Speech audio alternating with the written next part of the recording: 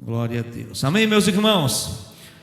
Quem estava aqui semana passada no culto de domingo, levanta a mão e diz glória a Deus. Vamos levantar voo, agora já esquentamos as turbinas. Agora nós estamos voltando então para terminar esse texto de Atos capítulo 6. Põe na tela, Radassa, que agora nós vamos decolar na palavra. Aleluia. Atos capítulo 6, nós vamos ler todo o capítulo. Agora vai ser bastante, porque você precisa entender tudo o que aconteceu neste capítulo. Enquanto a gente não lê, nós estamos aqui na igreja pregando sobre o livro de Atos, estudando o livro de Atos nos PGRs também. Os PGRs são grupos nas casas. Aqui na igreja, na quinta-feira, com jovens. Você que é jovem, vem aqui quinta-feira. E nas casas, uma casa lá na Estrada Jaborandi, uma casa lá no São Cristóvão, uma casa aqui perto da subestação, uma casa, onde mais? Que eu estou esquecendo, tem mais uma casa. São essas casas, né? E do subestação é o Kleder, né? E a Nara. Então você pega na internet, você que está vindo da igreja, ainda não é membro da igreja, não sabe todas as casas, você procura um lugar para você ir no PGR. O PGR é uma escola bíblica dominical mais resumida, tá? Onde a gente canta 2 louvores, ora, lê a palavra, todos os grupos estudam a mesma palavra e nós estamos estudando o livro de Atos dos Apóstolos. Então que você possa comparecer a um PGR e você vai crescer na palavra e na comunhão. Amém? Eu preguei semana passada e expliquei do capítulo 6 de Atos, que é a instituição dos diáconos na igreja, né? E nós lemos até o verso de número 7, tá? E então vamos fazer a leitura, que eu vou voltar a tentar terminar a mensagem nesse dia de hoje e fazer uma retrospectiva para aqueles que não ouviram semana passada, bem rapidinha. Olha, naqueles dias, multiplicando-se o número dos discípulos, houve murmuração dos helenitas contra os hebreus, porque as viúvas deles estavam sendo esquecidas na distribuição diária. Então os 12 apóstolos convocaram a comunidade dos discípulos e disseram: não é razoável que nós abandonemos a palavra para servir as mesas. Mas irmãos, escolhei dentre vós 7 homens de boa reputação. Diga após mim: 7. Amém. De boa reputação, cheios do Espírito Santo e de sabedoria, os quais encarregaremos desse serviço. E quanto a nós, os apóstolos, nos consagraremos à oração e ao ministério da palavra. O parecer agradou toda a comunidade e elegeram Estevão, homem cheio de fé e do Espírito Santo, Filipe, Prócoro, Nicanor, Timão, Pármenas, Nicolau, prosélito de Antioquia. Apresentaram-nos perante os apóstolos, e estes, orando, lhes impuseram as mãos. Crescia a palavra de Deus, e em Jerusalém se multiplicava o número dos discípulos. Também muitíssimos sacerdotes obedeciam à fé. Que coisa linda. Aqui dá só uma pregação.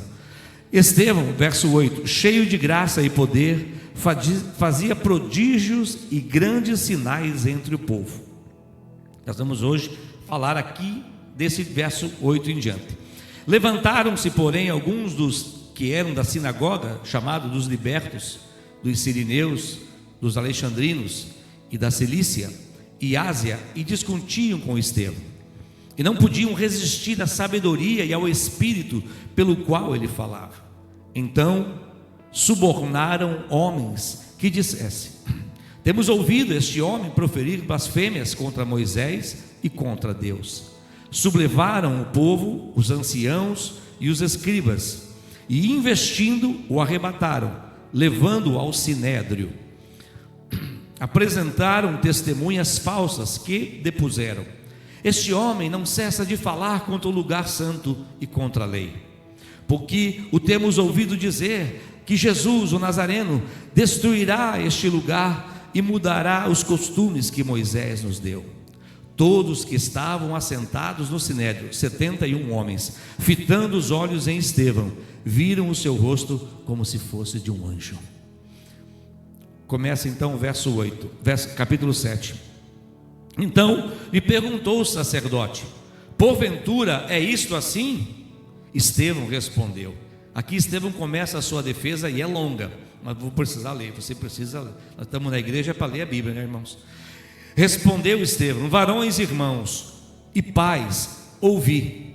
O Deus da glória apareceu a Abraão, nosso pai, quando estava na Mesopotâmia, antes de habitar em Harã, e lhe disse: sai da tua terra e da tua parentela, e vem para a terra que eu te mostrarei.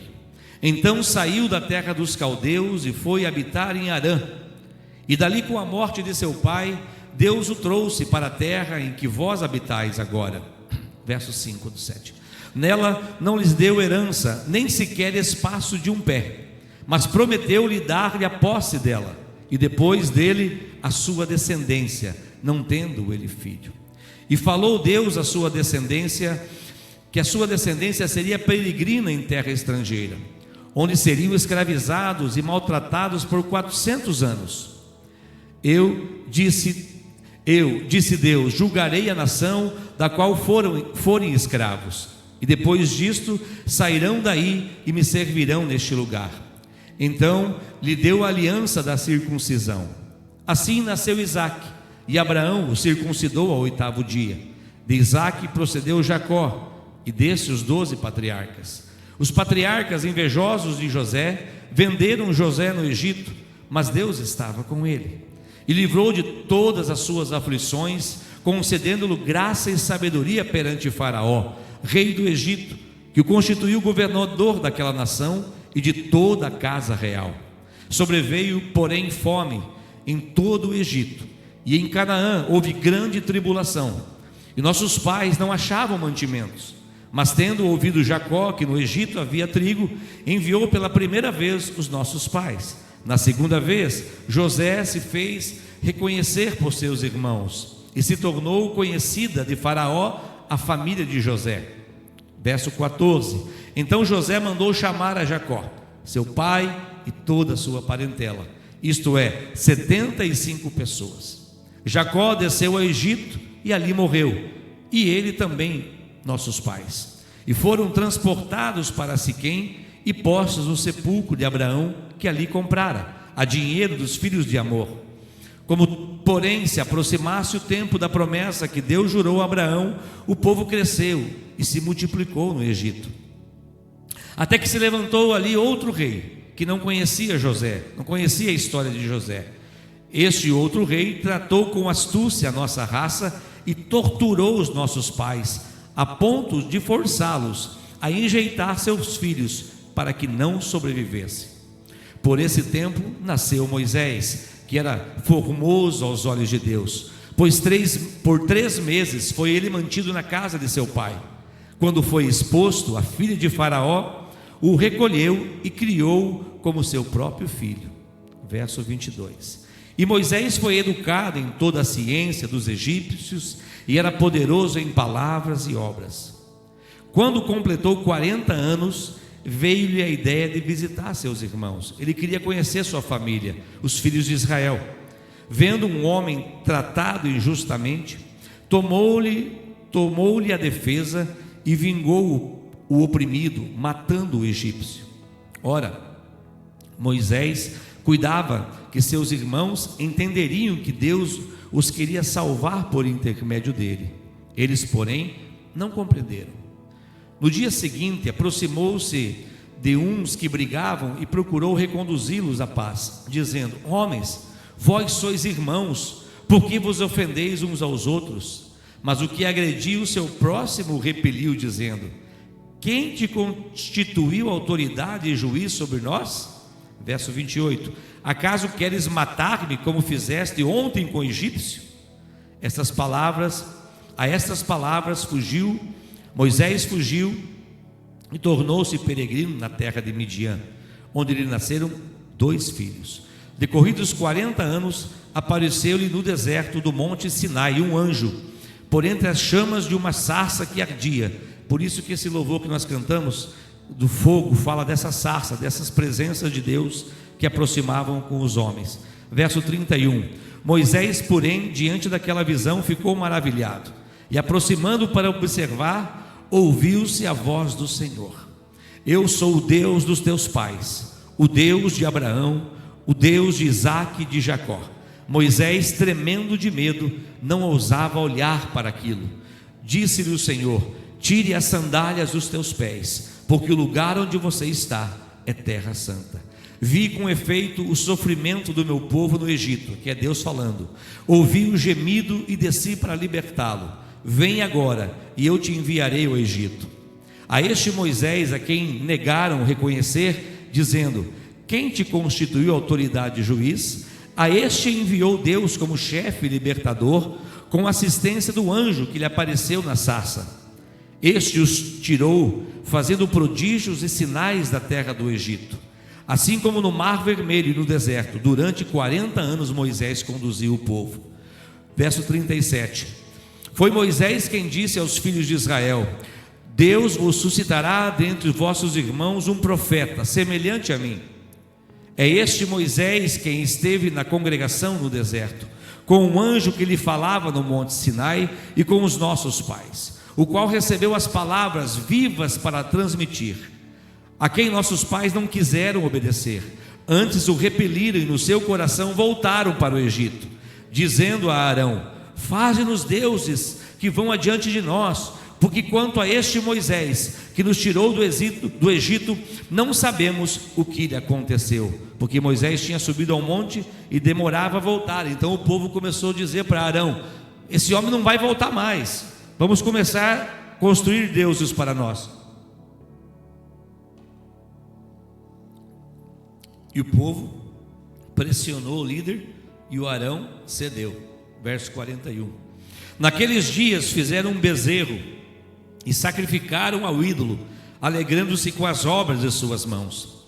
Mas Deus se afastou e os entregou ao culto da milícia celestial, como está escrito no livro dos profetas: ó casa de Israel, me oferecestes vítimas e sacrifícios no deserto pelo espaço de 40 anos, e acaso não levantastes o tabernáculo de Moloque e a estrela do deus Renfã, figuras que fizestes para adorar?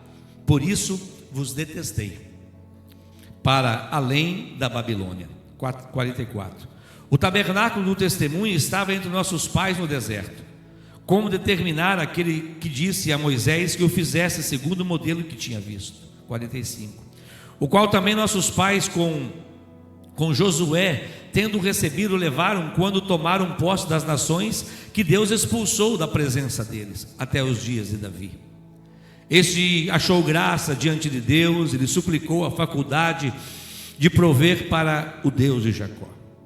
Mas foi Salomão quem edificou a casa, não Davi. Entretanto, não habita o Altíssimo em casas feitas por mãos de homens, humanas, como diz o profeta: o céu é o meu trono e a terra é o estrado dos meus pés. Que casa me edificareis, diz o Senhor? O qual é o lugar de meu repouso? Não foi porventura a minha mão que fez todas as coisas? Homens de dura cerviz e incircuncisos, aqui já esteve, de coração e de ouvidos, vós sempre resistis ao Espírito Santo, como fizeram vossos pais, também os fazeis. Qual dos profetas vossos pais não perseguiram? Eles mataram os que anteriormente anunciavam a vinda do justo, do qual vós agora vos tornaste traidores e assassinos. Vós que recebestes a lei por ministério de anjos e não aguardastes, ouvindo eles isto, enfureciam no seu coração e rilhavam os dentes contra ele. Mas Estevão, cheio do Espírito Santo, fitou os olhos no céu e viu a glória de Deus, e Jesus que estava à sua direita, e disse: eis que vejo os céus abertos e o Filho do homem em pé à destra de Deus. Eles, porém, clamando em alta voz, taparam os ouvidos e unânimes arremeteram-se contra ele, e lançando para fora da cidade, o apedrejaram. As testemunhas deixaram suas vestes aos pés de um jovem chamado Saulo, que é o Paulo, que depois se converte no capítulo 9. E apedrejaram Estevão, que invocava e dizia: Senhor Jesus, recebe o meu espírito. Então, ajoelhando-se em alta voz, diz: Senhor, não lhe imputes este pecado. E com estas palavras adormeceu. E Saulo consentia a sua morte. Pai, nós estamos diante da tua palavra, Senhor. A tua palavra que é espada, a tua palavra que é, meu Deus, também consolo, tua palavra que vem para consolar, para orientar. Ela tem o poder de fazer aquilo que nós sequer imaginamos que ela está produzindo, Senhor. E é sobre a tua palavra, sobre o começo da igreja que nós estamos falando, a tua igreja nesta noite, aqueles que estão ouvindo pela internet, aqueles que irão de ouvir pela internet essa mensagem. Pai, em nome de Jesus, nós sabemos que a tua palavra, ela tem muitas orientações para a nossa vida, e fala conosco, como já foi orado aqui pelo diácono Evandro, Senhor, que ela possa nos libertar, que ela possa nos curar, que ela possa nos fortalecer, e que ela possa nos direcionar, Senhor, em nome de Jesus. Meu Deus, abre os nossos ouvidos, abre os nossos olhos espirituais, para que possamos, ó Pai, entender a tua palavra, Senhor. Que não haja dúvida, Senhor, que não haja sombra de dúvida, e que toda ave de rapina que busca roubar a palavra, agora seja amarrada e amordaçada em nome de Jesus. Que haja entendimento, que haja conversão, que haja temor, Pai, na tua palavra que já foi lida. Ó Deus, em nome de Jesus é que eu oro, para o teu louvor e para a tua glória. Amém, e graças a Deus. Nós começamos semana passada falando do verso número 1 do capítulo 6 até o verso de número 8. Eu vou fazer uma retrospectiva rapidinho para você sobre o que nós falamos. No verso número 1 diz que quando multiplicou o número de discípulos, começou a haver uma contenda entre o povo, uma contenda entre os helenistas. Explicamos quem eram os helenistas, porque as viúvas desses estavam ali sendo esquecidas. Então o povo, e aí no verso número 1 nós explicamos que nós devemos estar atentos a todo ruído, a toda voz, mesmo aquelas que não nos agradam. Na prática, os apóstolos estavam ali, havia muita gente, uma igreja que tinha 120 pessoas que estavam ali no dia de Pentecostes, né? De repente, a Pedro, no capítulo 3, prega, 3.000 se converte, depois 5.000 almas, uma igreja que já soma rapidinho uma multiplicação maravilhosa, ali em Jerusalém, tudo isso acontecendo. A igreja tem uma expansão rápida, e nós explicamos o que nós aplicamos na nossa vida isso. Toda vez que alguém traz um ruído para nós, uma mensagem para nós, nós precisamos tomar cuidado e ouvir. E ali foi o que aconteceu. E todo projeto que cresce precisa ser organizado. Foi o que nós aprendemos com esse texto. No verso número 2, a Bíblia diz que então os 12 apóstolos, convocando a comunidade, eles então tomaram essa decisão. Eles ouviram a voz e disseram: não é razoável que nós, os pastores deste povo, era uma multidão, né? Não era fácil, estava se formando uma liderança, que nós deixamos a palavra e o tempo de oração para ir servir as mesas. Então nós também aplicamos a nossa vida. Tem hora na nossa vida que Deus quer te levar para outro nível, Deus quer te empurrar para frente, mas você quer ficar para trás. Quantas vezes Deus quer abrir uma porta e você diz: mas eu sou tão humilde, eu quero ficar aqui, eu tenho tanto amigo aqui, mas Deus está te dizendo: eu tenho algo novo na frente para você. Acontece assim, quando eu fui levar o meu filho Azaf, que ele estava na escolinha de futebol de até 10 anos de idade, ali no Adventista que ele estudava. Quando chegou aos 10 anos, que partia dos 10 a 12 anos, foi um chororô para eu levar ele para o segundo time, porque ele falava: pai, meus amigos estão todos aqui. Eu falava: Azaf, mas você agora você já vai fazer 11 anos, você não pode mais ficar com os pequenininhos, porque esses teus amigos daqui a pouco também vão sair dali. Não, eu falava: Azaf, você tem que ir para frente, daqui uns 3 meses você vai ver que esses teus amigos lá atrás são pequenininhos que ficaram para trás e você cresceu. Nós temos que tomar cuidado. Deus às vezes quer nos levar para lugares e nós não queremos ir. porque a gente está acomodado, a gente está bem tranquilo, a gente está achando que vai deixar algo. Mas escuta o que eu vou te dizer: toda vez que Deus estiver levando você para algum lugar, você vai deixar coisas, mas você vai encontrar coisas novas para frente.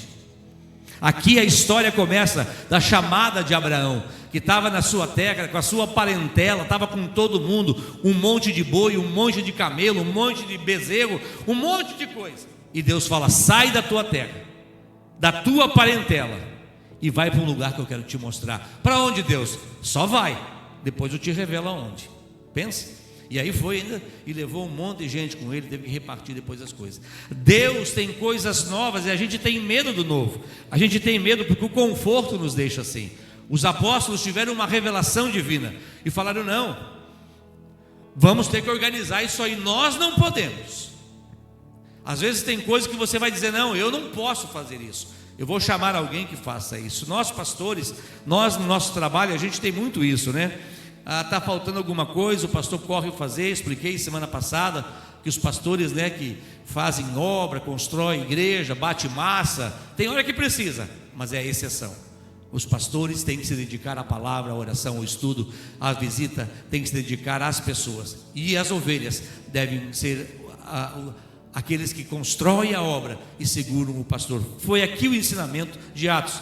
E eles então decidiram ouvir, perceberam e tomaram uma decisão. No verso 3, eles então disseram: então façam assim, escolham 3 homens.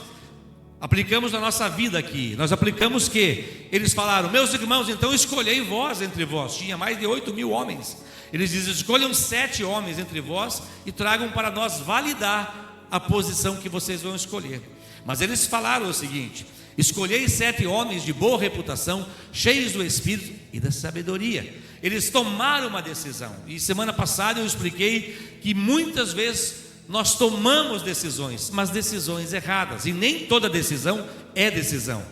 Quando eu tomo uma decisão e ela não é certa, ela não é uma decisão, ela é um erro. Então nós precisamos tomar a decisão certa, estar alinhado com Deus, resolver um problema certo.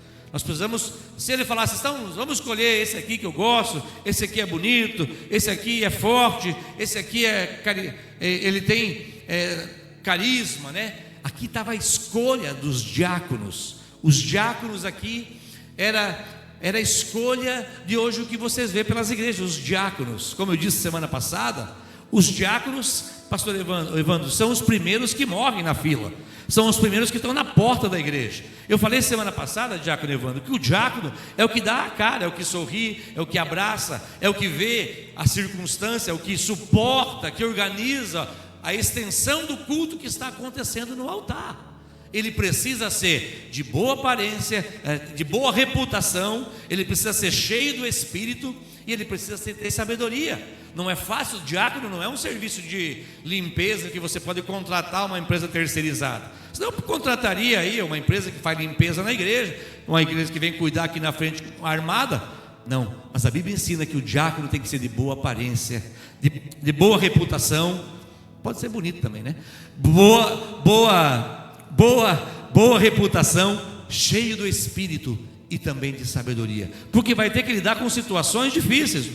No momento de culto fúnebre, os diáconos têm que pular, têm que aparecer no grupo. Pastor, precisa de alguma coisa?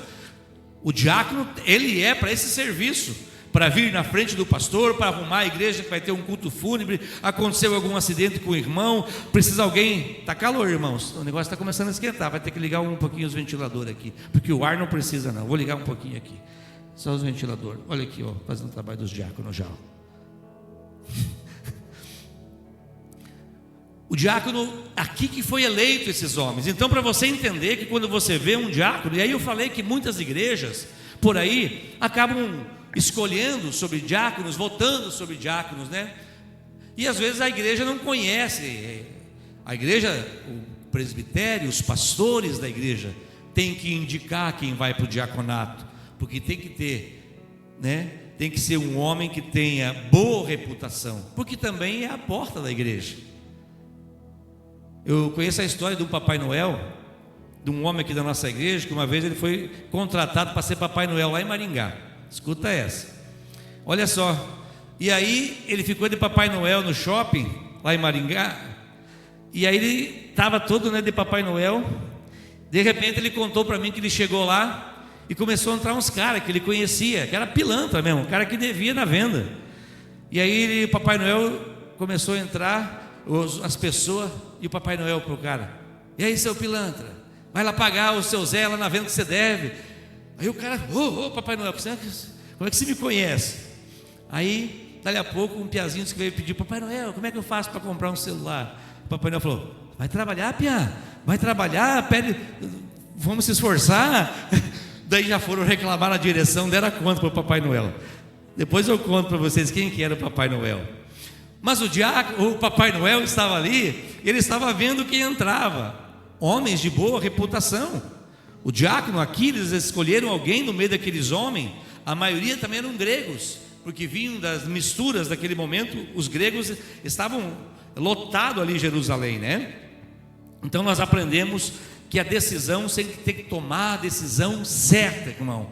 Nem que você demore um pouco para tomar a decisão, mas tome a decisão certa. Quem já não tomou a decisão errada? Quem já não agiu por impulso? Quem já não tentou consertar as coisas do jeito certo, mas fez errado? Nós somos tendenciosos a isso, mas hoje, domingo passado, o Espírito Santo está nos ensinando que nós temos que tomar decisões, mas decisões certas, pessoas certas. Não adianta só dizer: eu tomei uma decisão.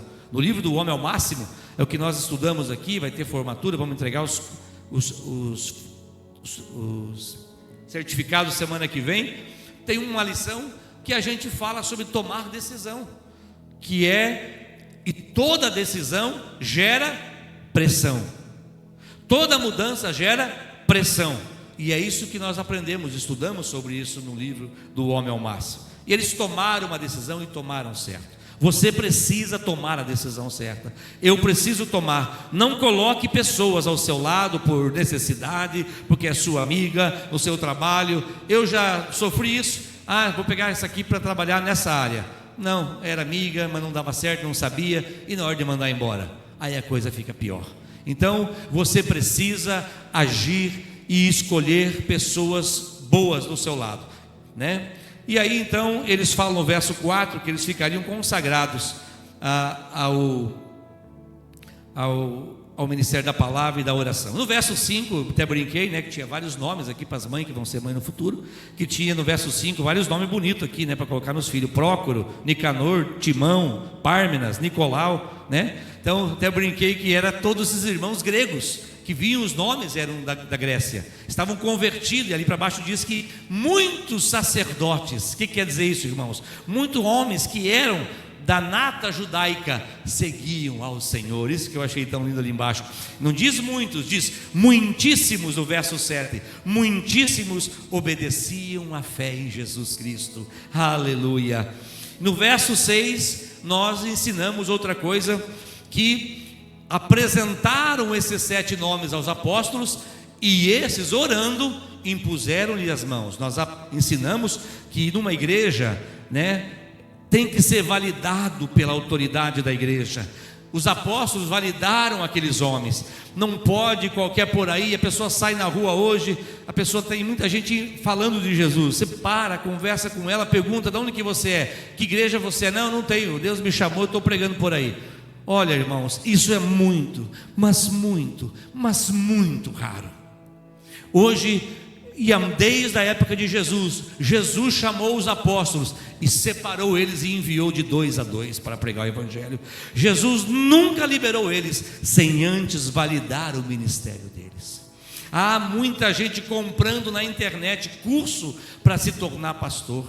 Há muita gente fazendo curso. Expliquei aqui do Diego, nosso obreiro da casa de recuperação, monitor, auxiliar, que está fazendo um curso de missões na Jocum. Está lá há 4 meses, e se tudo indicar, vai renovar o contrato até final do ano na Jocum. Vai ficar lá para fazer mais cursos, para se preparar. Mas não é um missionário. Um missionário é diferente. O missionário está lá no livro de Efésios, no capítulo de número 4, quando Deus estabeleceu os apóstolos, que é o missionário. Que é um missionário? São os apóstolos que vão para algum lugar para abrir uma igreja e depois estabelecer presbíteros e ir para outro lugar. O apóstolo ele fica um tempo, ele estabelece uma igreja, dá fundamento para ela e vai para outro lugar. Geralmente ele fica de 5 a 15 anos num lugar, um apóstolo, ou de 2 a 15 anos. Ele tem um projeto de Deus para estabelecer uma igreja, e aí forma o corpo e ele vai para outro lugar, e ele vai para outro lugar. Esse é o missionário hoje. O apóstolo Diego está na Jocum, mas não foi validado por nós aqui como um missionário ainda, não recebeu a imposição de mãos da igreja. Ele está fazendo curso, se preparando. Já há 3 anos ele está conosco, 2 anos do projeto e quase mais 1 ano vai dar, e ainda nós vamos estar orando até o dia que ele vai ser consagrado a missionário, validado. Isso pode demorar 1 ano, mais 2 anos, mais 3, até nós entender. Isso não vai impedir dele fazer a obra de Deus. Ele vai estar validado com a nossa autoridade para fazer a obra de Deus. É muito cuidado. Hoje a internet, pastores de internet, né, igrejas de internet, elas facilitaram, e a pessoa faz um curso de teologia e se autodenomina pastor. Não. Efésios, abre para mim, por favor. Efésios capítulo 4, só para passar esse assunto. Efésios capítulo 4, do verso número 11, diz: Ele mesmo deu, concedeu, essa versão fala, uns para apóstolos, outros para profetas, outros para evangelistas e outros para pastores e mestres. Agora para quê?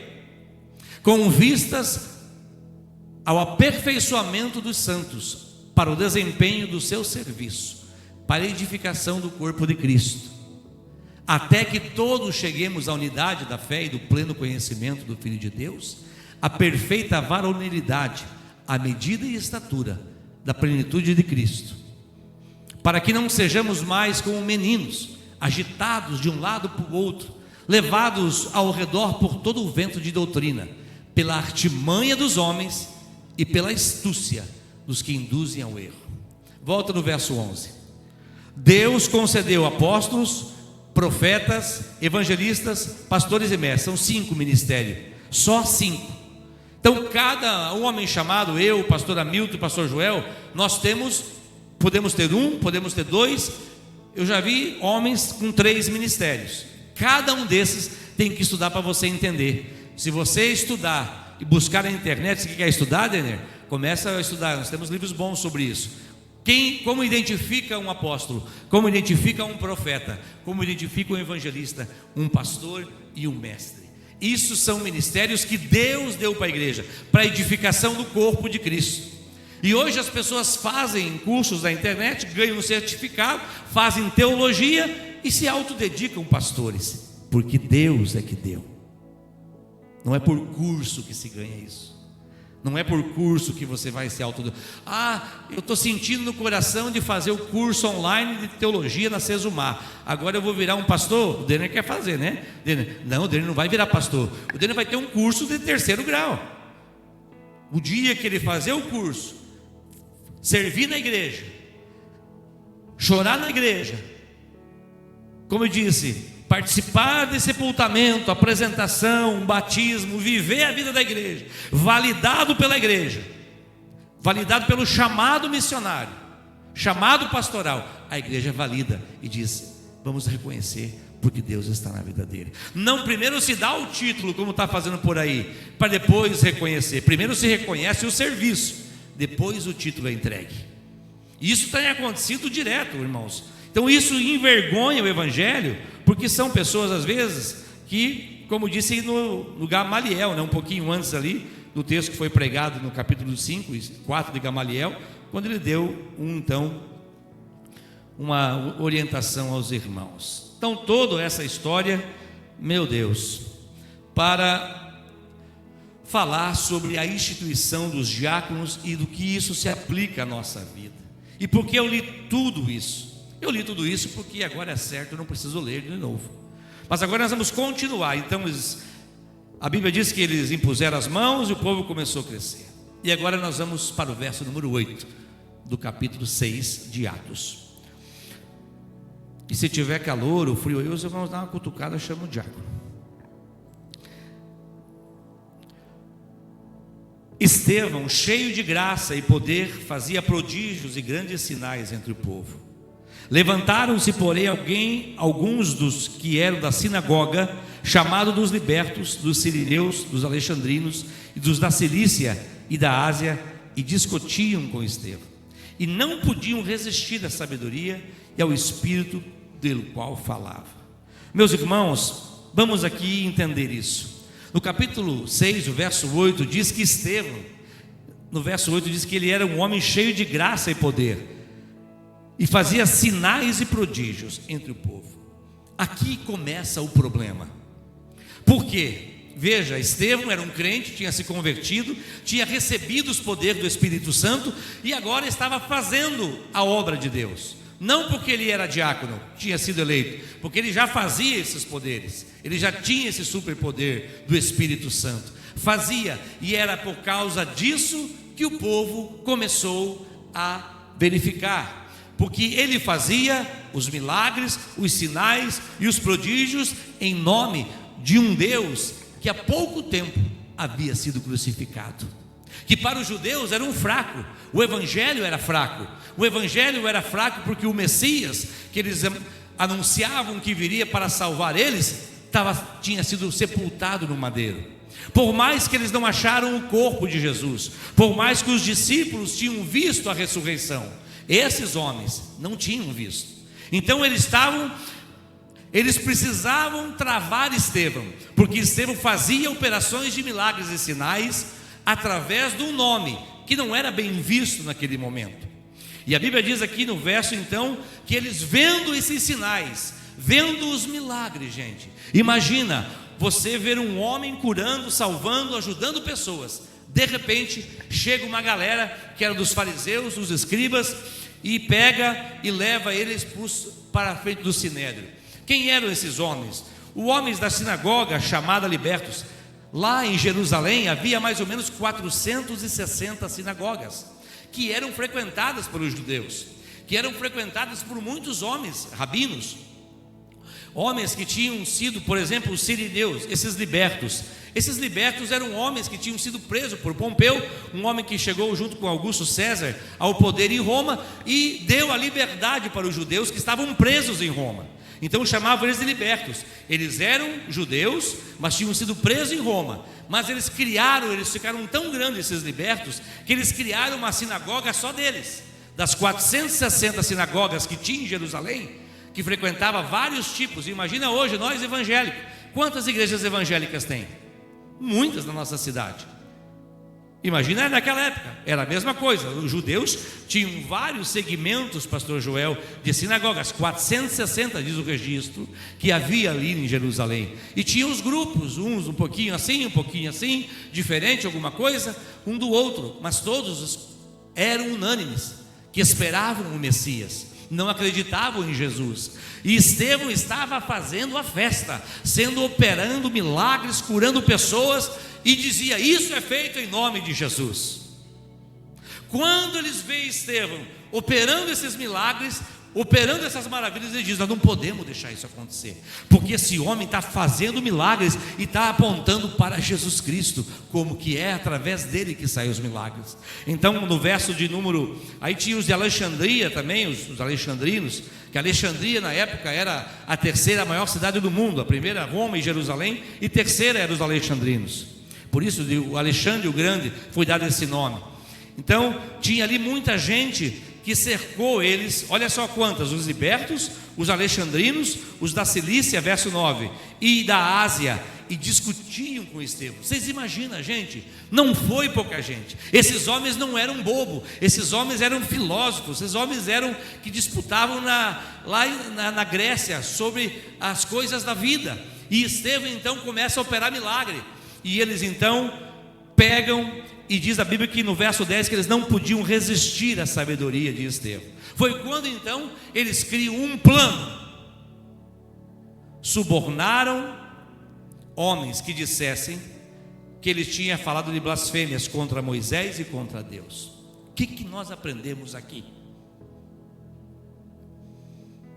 Toda vez que você se levantar para falar a verdade, não importa que seja a maior verdade do mundo, toda vez que você se levantar para falar algo de Deus, que é a verdade, ou fazer algo de bom, sempre vai ter a oposição que não gosta de você.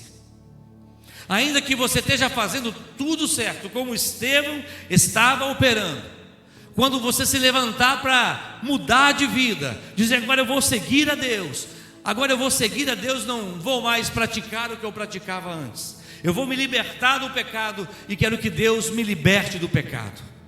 Pessoas vão se levantar contra você, pessoas virão contra o seu projeto. Se você se reunir numa roda de amigos, homens que bebem ou que fumam, e você dizer não bebo mais, não fumo mais, você vai ser o primeiro a dizer, pô cara, que é isso? Virou careta agora? Ou vão dizer, virou crente? Quem sabe seja isso. Toda vez nós aplicamos para a nossa vida esse texto. Estevão, operando coisas maravilhosas, se viu aqui. Por quê? Porque esses homens, eles não suportavam ouvir o nome de Jesus.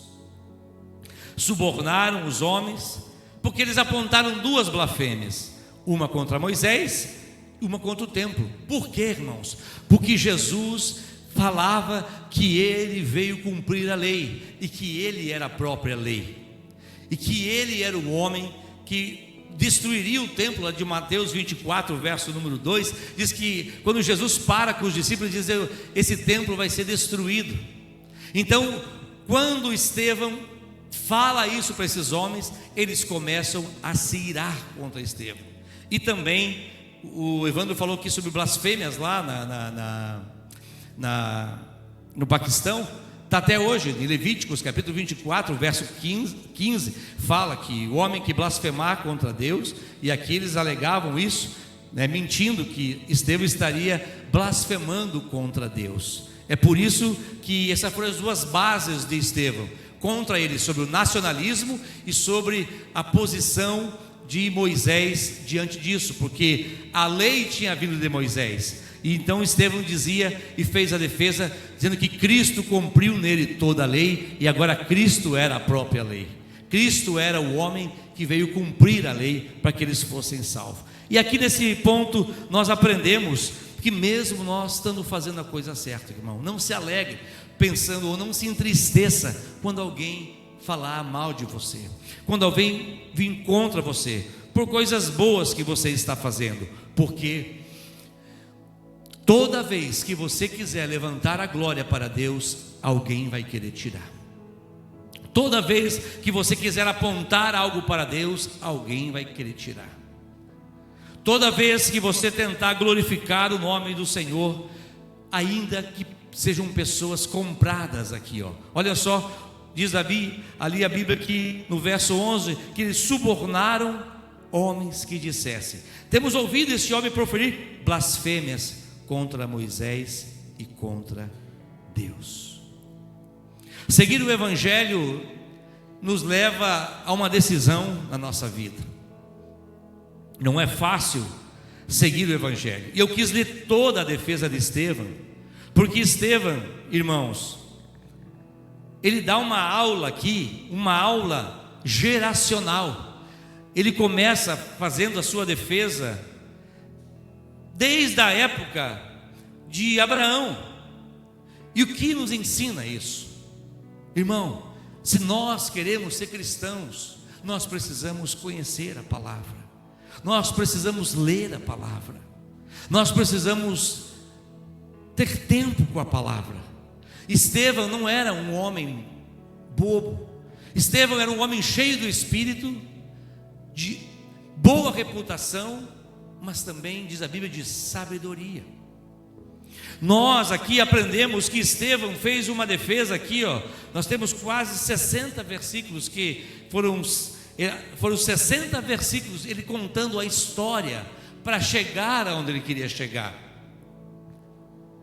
Você vem à igreja, você tem a Bíblia, querido, você precisa ler, você precisa estudar a palavra, porque hora ou outra alguém vai chegar para você e vai dizer: como é que é essa igreja que você vai?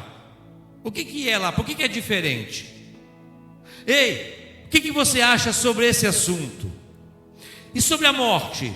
E sobre a cura? E sobre milagres? Como que você entende a palavra de Deus? Como foi escrito? Será que a Bíblia é verdadeira? Foram homens que escreveram. Aliás, falando sobre Alexandria, de Alexandria surgiu a Septuaginta. A Septuaginta é a tradução do Antigo Testamento do hebraico para o grego. E foram 70 homens que escreveram, por isso leva o nome de Septuaginta. E a Bíblia diz, os estudos mostram que foram 72 homens, pastor Joel, que escreveram a Septuaginta, na época em Alexandria. Alexandria hoje conta com quase 4 milhões de habitantes, hoje Alexandria. Então o que nós aprendemos aqui? Mas a palavra de Deus para você não vai ser boa só para você falar para as pessoas que você sabe, pelo menos o básico, que você sabe o livro da Bíblia, onde está os evangelhos, onde está o Apocalipse. Tem um irmão que falou para mim um dia: pastor, eu estou bom de Bíblia. Eu falei: sério, irmão? Que bênção. Ele falou assim: eu já sei onde está Gênesis e onde está Apocalipse. Eu falei: irmão, aí não dá, né? Aí não dá. Gênesis está no começo, Apocalipse está no final. Eu perguntei para o irmão: mas essa ordem cronológica está certa?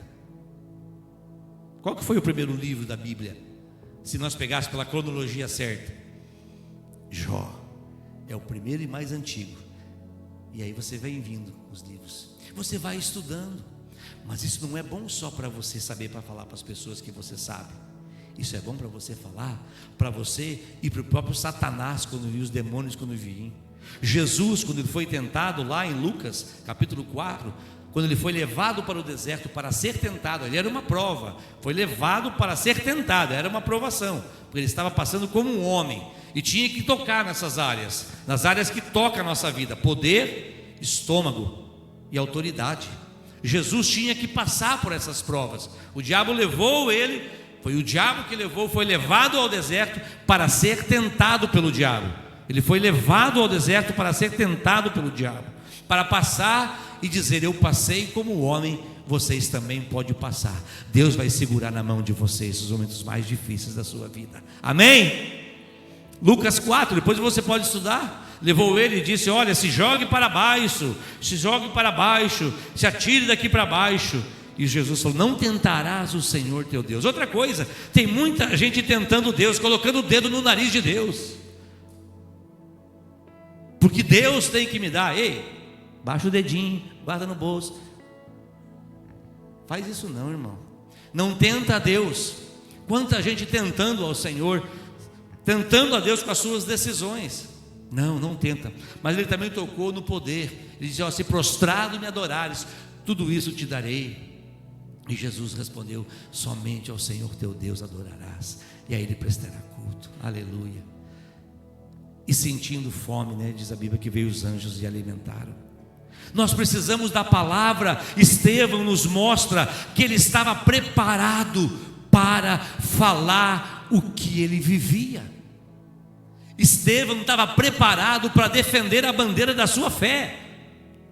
Estevão estava convicto de Deus que ele cria.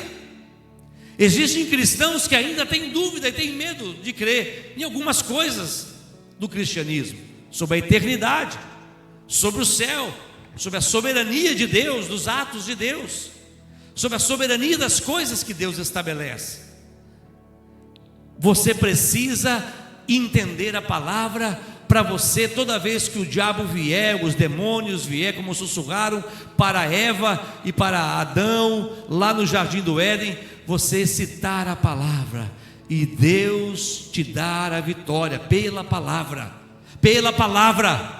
Quando você invoca a palavra, quando você lê a palavra em voz alta em casa, quando você lê um salmo, quando você lê a escritura, você vai sentir a presença de Deus. Nós lemos aqui 60 versículos aqui na igreja, agora há pouco nós lemos, e a gente vê que o ambiente ele é tomado por um temor, porque a palavra de Deus gera temor na nossa vida.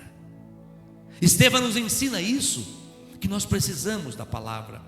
Mas Estevão, para terminar, nos ensina mais. Nos ensina mais, e o ápice do ensinamento de Estevão está no verso de número 59.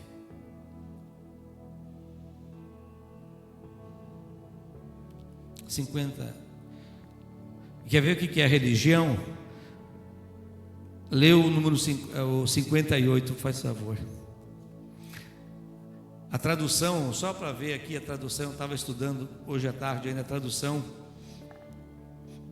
dessas palavras, que diz aqui no 58, não, está aqui, ó,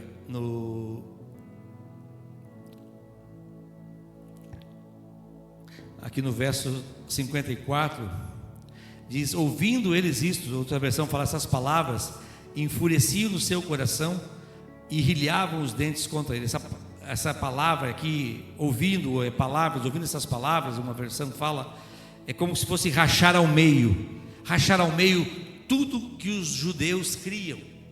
Então, quando veio essa defesa de Estevão, contando a história, contando sobre Jesus, falando sobre ele, a Bíblia diz que ele estava rasgando dentro do coração deles, rasgava tudo que eles acreditavam. Quando eu me converti, eu cheguei na minha cidade, eu tinha 22 anos de idade, eu cheguei igual Estevão, irmãos. A minha cidade era pequena, tinha 20 mil habitantes, e eu era bem conhecido lá, igual o Denner que está fazendo por aí, mas só que eu era um pouquinho mais, Denner, era um pouquinho mais, não porque era mais que você, porque a cidade era menor, então todo mundo me conhecia. Então, e aí imagina isso há 29 anos atrás, uma cidade pequena do interior no sul, que só tem católicos, a maioria, e espíritas, e poucos evangélicos. E eu era conhecido na cidade, minha mãe super conhecida. E quando eu cheguei lá, então eu queria pregar para todo mundo e evangelizar todo mundo, e principalmente da minha casa, minha mãe. E quando eu cheguei para minha mãe para falar do evangelho para ela, ela não aceitou o evangelho. E eu comecei a falar do evangelho para ela, e ela falou, e aí então as pessoas perguntavam para minha mãe: é verdade que o Juarez virou crente? E ela falava assim: vai perguntar para ele. De tão brava que ela estava, porque em que pese ela não ser uma pessoa que praticava a religião católica, estava rasgando dentro dela uma coisa que ela imaginava ser certa. Mas até que um dia eu cheguei para ela, dentro do carro, ela estava com um zunido nos ouvidos. O que nós aprendemos? Outra coisa que eu queria falar, que o Espírito Santo falou comigo. O que nós aprendemos? E ela estava com um zunido de tipo de uns besouros dentro do carro. Eu tinha um Monza 2005, irmão, a álcool, pensa uma benção aquilo, lá no frio, lá no sul. Monza 2005 a álcool, aquilo é prova, irmão, aquilo é prova. E eu lembro, mãe, eu falei dentro do carro, falei: mãe, eu posso orar pelo seu ouvido? E ela deixou orar, eu coloquei a mão no ouvido da minha mãe, eu orei, e o zunido parou no seu ouvido. Os sinais têm que nos acompanhar, irmão, não só as palavras. Você vai ter que, pastor, eu não sou pastor, você é um crente. Se você está em Deus, os sinais vão acompanhar você. Não é para os pastores os dons. Estevão era só um diácono, nem existia essa palavra diácono. Ele era alguém eleito para servir as pessoas, mas diz a Bíblia que ele não existiu, nunca se estabeleceu o diáconos. Essa palavra servir é diáconos no grego, por isso se deu o nome, porque nunca foi eleito. Nunca tem na escritura dizendo: Jesus deu pastores, apóstolos, mestres, profetas, mas nunca disse elejam diáconos. Aqui foi os apóstolos que criaram os diáconos. E Estevão é o precursor de Paulo. Ele começa a pregar antes de Paulo, que depois Paulo prega. E a minha mãe então começou a ver os sinais de um Deus que eu pregava. Os sinais acompanharão a sua vida, irmão. Peça para Deus te usar, para Deus te usar. Quando alguém falar de dor de cabeça do seu lado, posso orar com você. Tem uma enfermidade, ora. Não é a garantia que vai curar, mas Deus pode operar naquele momento um milagre e validar o seu nome. Sabe, nas 10 pragas, como é que foi? As 10 pragas do Egito, como é que foi Como é que foi as pragas? Tudo na base do milagre, irmão. Cada praga era um milagre que operava. E vinham os magos de Faraó, faziam as mesmas milagres que Arão e Moisés. Até que Deus falou assim: vou ter que encerrar esse assunto. A última praga será a praga da morte. E aí Deus falou: eu vou mostrar quem que manda sobre a vida. E Deus encerra o assunto. E aí é outra mensagem. Nós aprendemos que Estevão fazia sinais, e os sinais vão seguir. Vai validar o evangelho que você prega, vai validar o evangelho que você vive, os sinais, vai validar o Deus que você serve, vai validar o Deus do cristianismo, o nosso Senhor Jesus Cristo. Aleluia. Mas nós aprendemos, para terminar agora de verdade, agora volta para o verso 58. E lançando ele fora da cidade. Olha só a religião aqui, ó. Eles não podiam apedrejar na cidade, porque era pecado, feria os bons costumes, tinha que apedrejar fora da cidade. Qual que é a diferença, pelo amor de Deus? O apedrejaram, e as testemunhas deixando. Mas nós aprendemos o verso 59. E apedrejavam Estevão, e este invocava o Senhor Jesus, dizendo: recebe o meu espírito. E ajoelhando-se clamou em alta voz. O que nós aprendemos aqui, para finalizar: o perdão de alguém que morre apedrejado, por falar de um Deus que amou a humanidade. Eu não sei como seria se fosse eu, se fosse você. Às vezes as pessoas estão falando que você está com o cabelo branco, você já fica bravo. Que você engordou, aí você já fica mais bravo ainda. Que você está ficando velho, já está com 52 anos, Juarez.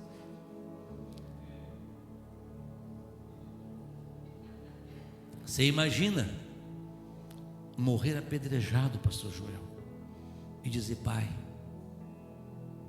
eu quero interceder por eles ainda. Não impute isso como um pecado. O perdão é a marca do cristianismo, irmãos. Por quê? Pergunta para mim, por quê? Ficou baixo. Por quê, pastor? Porque Deus te perdoou primeiro. Senão não tem acesso ao céu. Primeiro chega para você, e depois você perdoa quem te fez mal. Estevão nos ensina no pior momento da sua vida. Você já foi traído no trabalho, por amigos, por filhos, porque dói mais quem está perto, por esposa, por esposo, por patrão. Você precisa perdoar. Estevão nos ensina que não tinha como ele chegar no céu se ele guardasse mágoa, inclusive de quem estava apedrejando ele. É forte demais isso aqui. Eu quero que você feche os seus olhos um pouquinho. O livro de Atos, nesse capítulo 6 e 7, nos ensinou muitas coisas. Se você pode acessar no YouTube, tem a mensagem gravada, a outra do domingo passado. Deus quer nos ensinar, irmãos. Aqui é o começo da igreja. Quando Jesus estabeleceu a igreja, aqui é o começo dela. Nós temos que perdoar. Nós precisamos deixar os dons agirem em nossa vida. Nós temos que aproximar-nos da palavra. Nós temos que aproximar uns dos outros. Nós temos que tomar decisões certas para fazer a vontade de Deus.